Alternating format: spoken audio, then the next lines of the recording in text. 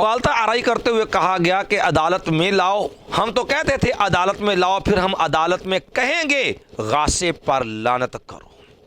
یہ الفاظ تھے ایک رافضی بدبخت کے جس نے اعلانیہ یہ جملے کہے. ہم نے کہا اگر بات عدالت کی ہے یقیناً آؤ دنیا کی جس عدالت میں کہو.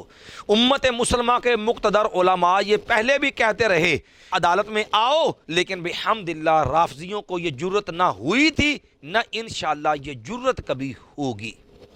اور اگر بات ہے غاصب پہ لعنت کی، ہم کہتے ہیں کہ پہلے غاصب بتلاؤ تو صحیح، غاصب کہتے کس کو ہو؟ باغ فدق جو ہے، جگیر فدق، پہلے نبی علیہ الصلوۃ والسلام کا اس کو ورثہ ثابت تو کرے.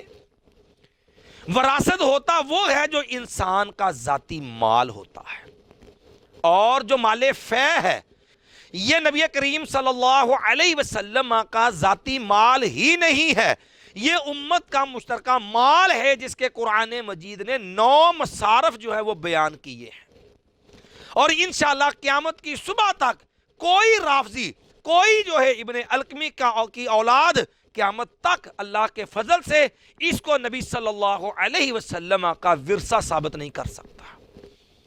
تحریف کرے، خیانت کرے، وہ الگ بات ہے، لیکن قرآن کو رکھ کر کے سامنے اللہ کے فضل سے کبھی اس کو جو ہے وہ ورثہ رسول صلی اللہ علیہ وسلم نہیں کو بنا سکتا. جب یہ ورثہ رسول ثابت نہیں تو پھر جو ہے یہ خالی ماں زہرا رضی اللہ عنہا ان کا حق نہیں، اور جنہوں نے اس حق کو صحیح اس معنی میں استعمال کیا وہ کبھی بھی بے فضل اللہ تعالی غاصب نہیں.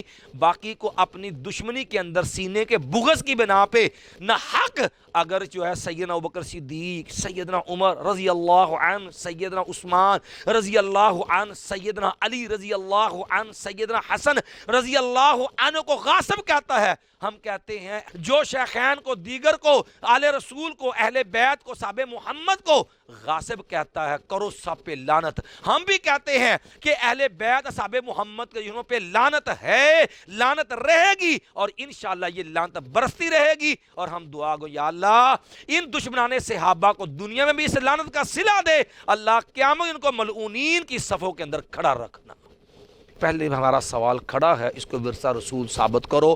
بیننا و بینکم القرآن و سنہ، ہمارے تمہارے درمیان قاضی فیصل رب کا قرآن، نبی محمد کی سنت ہے صلی اللہ علیہ وسلم. قرآن بھی ہم نے پیش کیا ہے، اور سنت میں بھی نبی علیہ السلام نحن معاشر الانبیاء لا نورث ما ترکنا فہو صدقہ. نبی کا ذاتی مال بھی ہو تو پیارے پیغمبر علیہ الصلوۃ والسلام نے یہ بات واضح کر دی، ہم نبیوں کی جماعت ہمارا کو وارث نہیں ہوتا، ہم جو چھوڑ جائیں وہ اللہ کی راہ میں صدقہ ہوتا ہے. جہاں تک بات غاصب کی ہے، کہتے جناب دیکھو بکر رضی اللہ تعالی عنہ نے یہ حق جو ہے وہ سیدہ فاطمہ کو نہیں دیا، فاطمہ کے بچوں کو نہیں دیا رضی اللہ عنہ.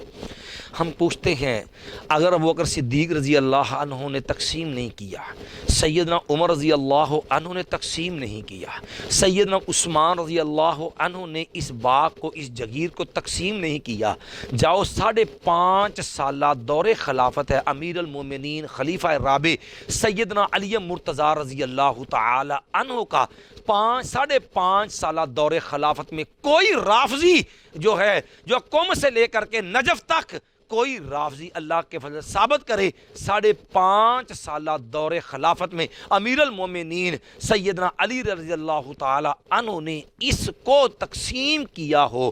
اگر معاذ اللہ العیاذ باللہ جو ہے شیخین سیدنا عثمان رضی اللہ عنہ خلفائے ثلاثہ اگر فدق کو تقسیم نہ کرنے کی وجہ سے غاصب ہیں، ایمان سے بتلاؤ تقسیم تو سیدنا علی مرتضیٰ رضی اللہ عنہ نے بھی نہیں کیا. 6 ماہ کا دور خلافت سیدنا حسن ابن علی شہزادہ جنت سیدنا حسن ابن علی رضی اللہ عنہ کا ہے. اس باغ فدق کو تقسیم تو شہزادہ جنت سیدنا حسن ابن علی رضی اللہ عنہ نے بھی کیا. کیا العیاذ باللہ والعیاذ باللہ اللہ محفوظ فرمائے نقل کفر نہ باشد. اگر اس عمل کی بنا پہ خلفۂ ثلاثہ غاصب ہیں تو تمہاری منطق پہ، تمہاری لاجک پہ، تمہارے نظریے پہ تو العیاذ باللہ سیدنا حسن ابن علی رضی اللہ عنہ اور سیدنا علی رضی اللہ بھی غاصب ہیں. ایمان سے بتلاؤ اہل بیت کی آڑ میں یہ دشمنی کر کے تم کون سی محبت کا حق ادا کرنا چاہتے ہو؟ یہ محبت نہیں ہے. اللہ ایسے دشمن نما محبانے جو ہے اہل بیت سے امت کو محفوظ فرمائے. بعض بدبخت یہ بھی تعویل کرنے کی کوشش کرتے ہیں۔ کہتے ہیں جناب دیکھو کہ جو ہے مولا علی رضی اللہ عنہ کہتے ہیں وہ جھوٹا جو ہے وہ کھانے کے قائل نہیں تھے، وہ جھوٹی چیز نہیں لیتے جو کسی نے پہلے استعمال کر لی ہو۔ جاؤ کوئی مائی کا لال رافضی ہمیں اس بات کا جواب دے، اگر باغ جو ہے فدق یا جگیر فدق جو ہے وہ خلفائے ثلاثہ نے نہیں دی تو ان کے قبضے میں ہونے کی وجہ سے وہ جھوٹی ہو گئی، تو سیدنا علی رضی اللہ تعالی عنہ نے وہ تقسیم نہیں آگے جو ہے وہ نہیں کی کہ جناب یہ جھوٹی ہے۔ میں ایک سوال پوچھنا چاہتا ہوں، تم تو دعوے دار ہو کہ جناب خلیفہ تم بلا فصل سیدنا علی رضی اللہ عنہ ہیں، جو مسئلہ قرآن سے نہیں ثابت، جو مسئلہ نبی کی سننے سے ثابت نہیں، جو مسئلہ امت کے اتفاق و اجماع سے ثابت نہیں، سپیکر میں شور ڈال کے جو ہے وہ خلفائے ثلاثہ کی خلافت کا انکار کر کے خلافت بلا فصل کے جھوٹے دعوے کرنے والوں سے میرا یہ سوال ہے کہ ایمان سے بتلاؤ تمہارے عقیدے کے مطابق تو خلافت بھی غصب ہوئی تھی، تمہارے عقیدے پر خلافت بھی غصب ہوئی تھی، پھر تمہارے نظر میں تو خلافت بھی غصب ہو گئی تھی۔ اگر مغصوبہ چیز جو ہے وہ جھوٹی ہو جاتی ہے اور سیدنا علی پاک ہستی ہیں اور پاک ہستی جھوٹی چیز استعمال نہیں کرتے، لیتے نہیں ہیں، تو خلافت بھی تو پھر جو ہے وہ جھوٹی ہو گئی تھی۔ پھر سیدنا علی رضی اللہ نے خلافت کیوں لی چوتھے نمبر پہ؟ پھر اس سے آگے ایک اور سوال اٹھایا ایک ظالم رافضی نے، کہتا دیکھو امت کا حق تو تب ہوتا اگر امت کا اوپر جو ہے وہ گھوڑے دوڑے ہوتے، جب امت کی محنت نہیں، امت نے گھوڑے نہیں دوڑائے تو امت کا حق کیسے؟ بھی رب کے قرآن سے پوچھو، کائنات کے رب سے پوچھو، جس کی زمین، جس کا آسمان، جس نے اپنی مخلوق کو حق دیا، وہی حق دینے والا۔ قرآن کی آیت ہم نے پڑھ کے آپ کے سامنے مسئلہ واضح کیا کہ یہ جو ہے فدق یہ حق ہے کس کا؟ للہ ولرسولہ ولذی القربى والیتامى والمساکین وابن السبیل۔ پھر آگے مزید کہا للفقراء المہاجرین الذین اخرجوا من دیارہم، پھر مزید آگے وضاحت کی فرمایا والذین جو ہے تبوؤا الدار والایمان من قبلہم، پھر مزید آخری حق بیان کیا والذین جاؤوا من بعدہم۔ قرآن مجید نے یہ 9 افراد جو ہے افراد ان کے حق بیان کیے۔ اب رب کے قرآن نے تو فیصلہ دیا کہ یہ امت کا مشترکہ اثاثہ ہے۔ کہتے ہیں جناب چلو پھر ہم ایک اور سوال رکھتے ہیں، کہتے چلو امت کا اگر مشترکہ تھا تو بتاؤ نبی صلی اللہ علیہ وسلم نے 7 ہجری میں خیبر فتح ہوا اور 11 میں کائنات کے امام محمد کریم صلی اللہ علیہ وسلم جو ہے اس دنیا کو جب داغ مفارقت دے گئے۔